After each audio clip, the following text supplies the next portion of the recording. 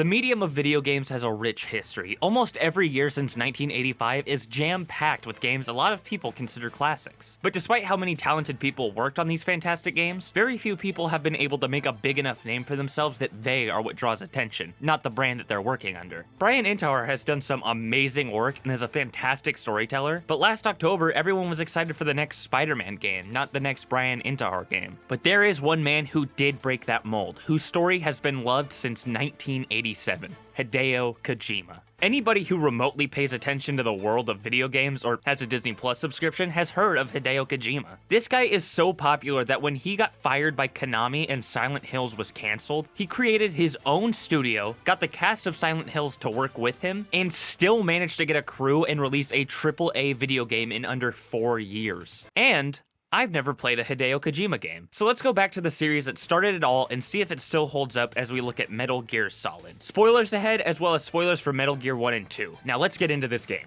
Even when just looking at the setting of the Metal Gear series, it is way more than it seems. It has such well-built and complicated lore in this alternate history that can be a bit overwhelming, like Solid Snake, his history with Foxhound, the Big Boss, which is a stupid name that I love regardless, Outer Heaven, and Zanzibar Land. This game does provide a brief enough summary of the first two Metal Gears, but I didn't realize ahead of time how much they'd build off of it. There's also a few things in this game I was completely blindsided by, and one of those is the fact that people have superpowers in this series, like Vulcan's connection with his ravens and Psycho Mantis's telekinetic and telepathic abilities given to them by experiments in genetic mutation. It gets really easy to be confused about who works for who, which organizations do what, and everyone's motivations, but I do love that feeling that I've been dropped in the middle of something and that it's a culmination of events much bigger than the protagonists. That being said though, I do really love the fact that Hideo Kojima and Konami embraced the story of the earlier 2D Metal Gear games. It creates fantastic payoffs and reveals like Gray Fox's return, which is built up on its own with his intrusion on Shadow Moses, and how he cuts off Revolver Ocelot's hand, but knowing Fox's history with Solid Snake adds so much depth to his reveal. What I was most surprised by though was their commitment. I know you end up playing as the Big Boss and Snake Eater, and I think Phantom Pain, so I thought they'd do logical gymnastics to justify him not being a villain like he ended off in Metal Gear 1 and 2. He wouldn't actually be dead, and Liquid wants his remains to confirm that he's still alive. But no, Liquid and Solid's father, Big Boss, is dead, and Liquid wants his DNA to further the development of his genome soldiers. And he even follows in his father's footsteps and eventually wants to turn Shadow Moses Island into a new Outer Heaven. Even though Konami easily could have divorced the first two from the rest of this franchise going forward into 3D gaming, this is a direct sequel to cap off that trilogy. But just because they didn't do the mental gymnastics I thought they would, doesn't mean they don't do it at all. They dump so many twists and so much exposition on your head in the last 90 minutes of the game that it can be really hard to keep track of. Like, it starts off pretty simple and interesting enough to serve its own plot. It's in such a morally gray area, with the US government hiring Armstech and Otacon onto a Black Op to create Metal Gear as a worst case scenario precaution, which is violating its trust with the other allied countries, but also ensuring the safety of US citizens. But then at the very end, it turns out that the whole thing was orchestrated by one guy, the Secretary of Defense, and the president has no clue about any of this. But actually he does, because the president is Solid as Snake, the third brother who actually survived being aborted or something. And also, every reason Liquid hated Solid Snake for is a lie, because despite being told he has all the recessive genes, he actually did have all the dominant genes. Even though being blonde is recessive, which doesn't really make sense unless he dyed his hair to look like the Master, but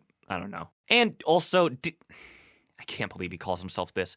Deep Throat was actually Gray Fox the whole time, which is a completely unnecessary twist. On top of that, this terrorist subgroup of Foxhound has a mole, who I think is Revolver Ocelot reporting to Solidus, and at the same time Snake's group has a mole leaking information, and it's Naomi, who isn't actually Naomi, but Gray Fox's sister who took the real Dr. Naomi's identity, and wants revenge on Snake for what he did to her brother, but still wants the mission to go smoothly for the sake of the US. There's also the twist that the DARPA chief died a while ago and was being imitated by Decoy Octopus, but then Decoy Octopus and Armstech President Baker died because Naomi injected Snake with Fox Dye, which is a special virus programmed to attack someone's genetic code. But Snake is immune to it, but after Liquid Snake defies certain death for the third time, he finally dies from the Fox Dye virus, meaning Solid Snake isn't immune either and can die at any moment. And also, Master Miller is actually Liquid Snake in disguise, like I mentioned earlier, who does successfully trick Solid into activating Metal Gear and absolutely hates him, despite the fact that Master helped Snake by telling him that Naomi is a mole before the reveal. And I don't even know if all of that is right because it's so hard to keep track of everything. I'm gonna have to watch a recap video on YouTube before I play Sons of Liberty just to make sure I got everything straight. I do love how Liquid and Solid are genetic clones of the big boss, but it's hard to care about the fact that another one of the octuplets survived when we only learned about the octuplets 20 minutes ago. There's a lot to take in, and 90% of the story is really great, but it just falters a bit at the end in the delivery. I am completely bought into this story and franchise though, and I have no doubt that it only improves from here on out.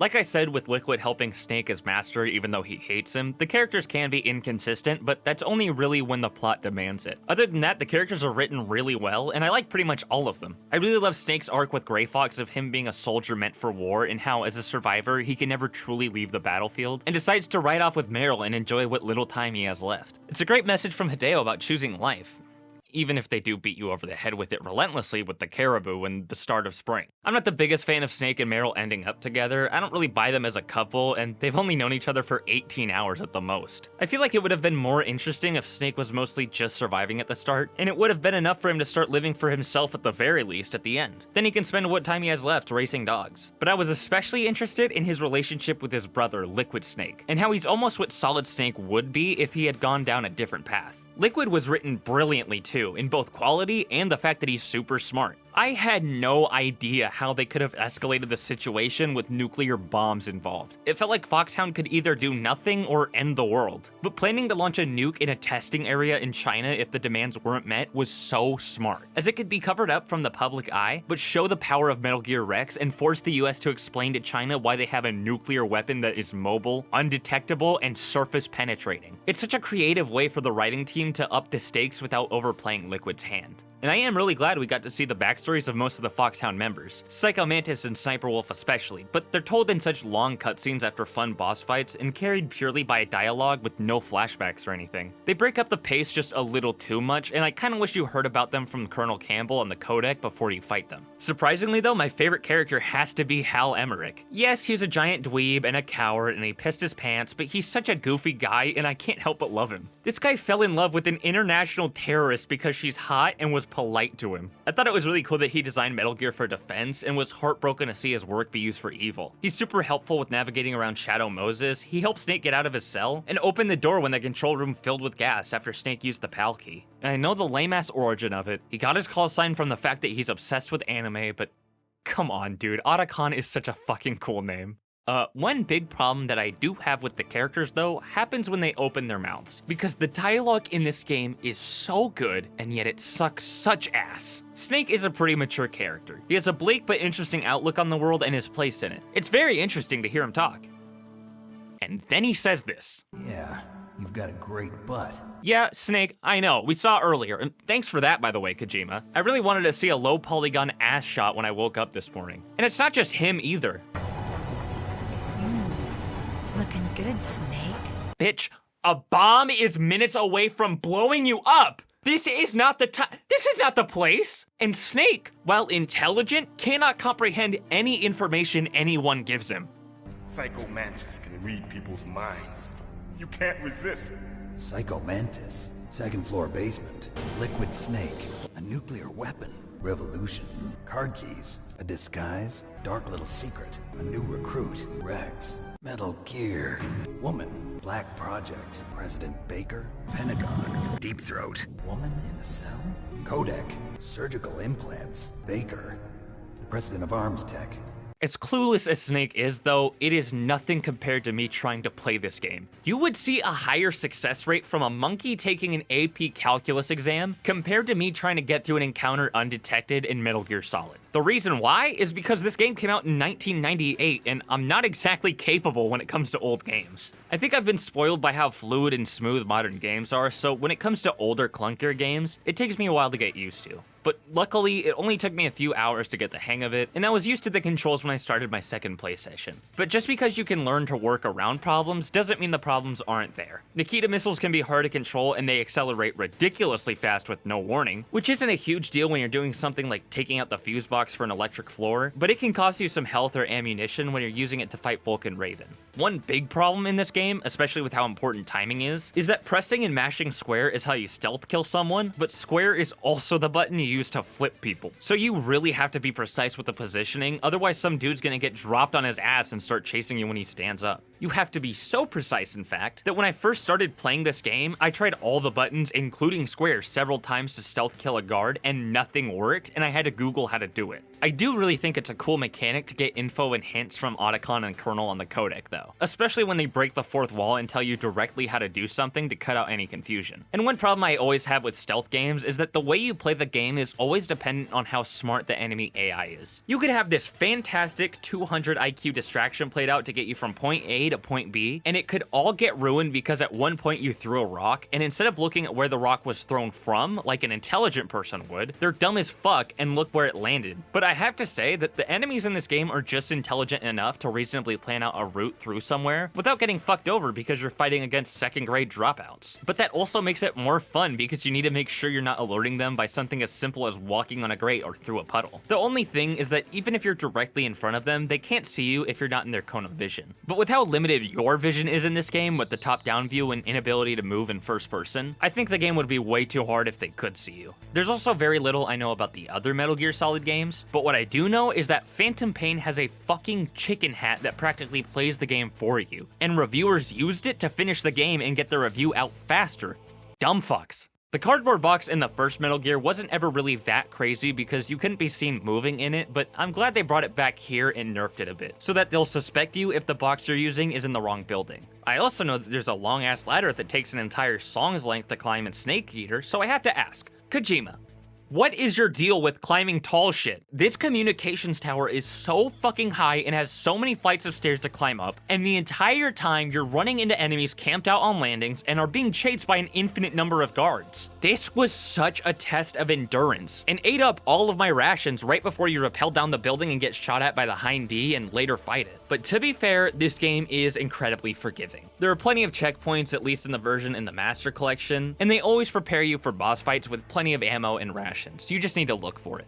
In fact, it prepares you so much that it's to a fault at times. At the end, Liquid Snake started controlling Rex, and I tried as best as I could to avoid his missiles, but the damage area was just way too big to avoid. So I said, okay game, let's play this your way. And I equipped my rations so they'd automatically be used when my health dropped to 0, pulled out my stinger, and just traded missiles with this mech until it was dead. It wasn't really fun, but it was the path of least resistance, and I wanted to see what would happen next. Same with Vulcan Raven. Yeah, it was kinda hard to hit him with a Nikita missile without him seeing, so I just ran around the same crate over and over, placing C4 on the ground and waiting for him to run over it. But most of the other fights are incredibly fun. Avoiding Ocelot's ricocheting bullets as you chase him around the room is so cool, and the hand-to-hand fights with Gray Fox and Liquid feel so tense with how close quarters they are. And I really love fighting Sniper Wolf both times. The second time wasn't as fair, as she can hide pretty much anywhere, and if she hits you when you aim, Snake rotates 900 degrees. But seeing where she is from her breath in the cold and using diazepam to steady your aim was really cool. But the similarities between these fights are best represented in the Psycho Mantis fight. Think about it, all you do is dodge furniture, beat on a woman, which is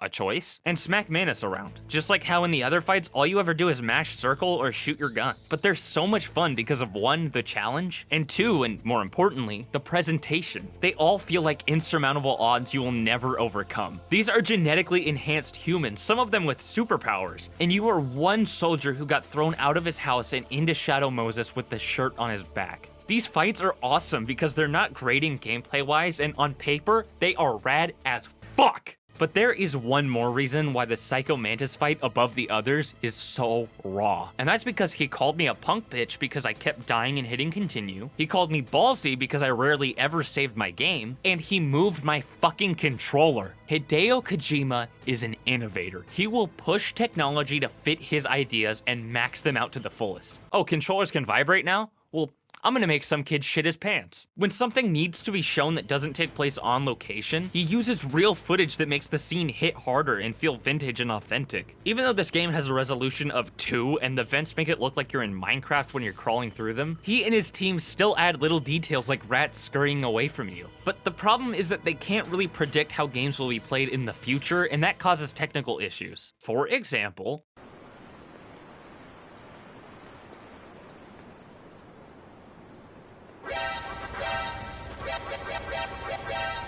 I have no fucking clue what happened there. But on the more innovative side of things, some of the fantastic things they pulled off back in the day don't translate to modern gaming. Like, the main thing everyone knows about Psycho Mantis is that he reads your memory card, but memory cards aren't a thing anymore. Game saves take up barely any space on consoles at all, and if you have PS Plus, it's just saved in their cloud. During his fight, it switches to a blank input screen from an old school TV, but no one has those anymore. And if they do, they're probably not playing this game on that. And one of the biggest problems is that Psycho Mantis reads your thoughts, and you can almost never hit him because he reads your inputs instantly when you hit them. So back in the day, you'd defeat him by unplugging your controller and plugging it into the other port. But controllers don't use ports anymore. I even switched my DualSenses and it didn't work. You have to completely work around this on the Master Collection by spam calling Campbell until he tells you to switch controller ports, then die, hit continue, and then before the fight, use the Nikita to destroy his statues. I even tried blowing them up before dying and hitting continue, and it didn't work. It just sucks that this workaround is required. The Psycho Mantis fight is one of the few cases where something innovative feels ahead of its time on release, but ends up being a handicap when that time finally comes.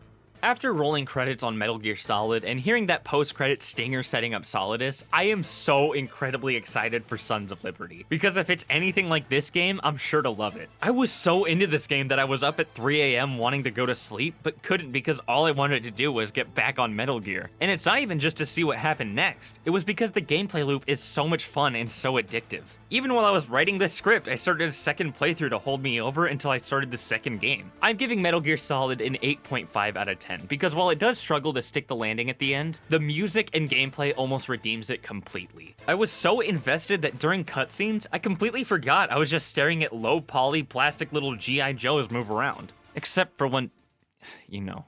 You've got a great butt.